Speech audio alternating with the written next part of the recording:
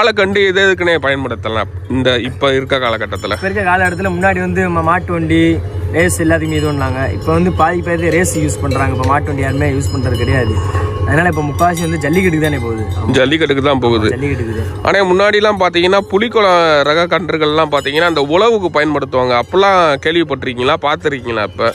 இப்போலாம் அந்த மாதிரி யாருமே பார்த்தது இல்லைண்ணே. முற்றிலுமே வந்து இன்றைக்கி வந்து புலிக்குளம் மாடுன்ற வச்சுருக்கோம் அப்படின்னா ஒன்லி ஜல்லிக்கட்டு மட்டும் வாங்குறாங்க. யாருமே எனக்கு வண்டி மாடுன்னு இது எழுதி நாங்களும் எங்கள் அப்பா எடுத்து நான் வந்து கம்பெடுத்துருக்கேன். இன்னமும் வந்து என்கிட்ட வந்து மாட்டு வண்டிக்குன்னு கண்டுக்கிட்டு யாருமே வந்தது கிடையாது.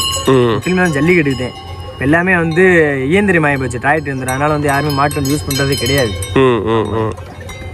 ஆனால் இப்போ நம்ம பிஸ்னஸ் ரீதியாகவே பேசணுன்னே, அதாவது இப்போ நான் ஒரு இடத்துல போய் கற்றுக்கிட்டு வந்துட்டேன், மாடுகளும் வாங்க ஆரம்பிச்சிட்டேன். ஒரு மாடு இன்னைக்கு சராசரியாக விலை வந்து எவ்வளோண்ணே இருக்கும்?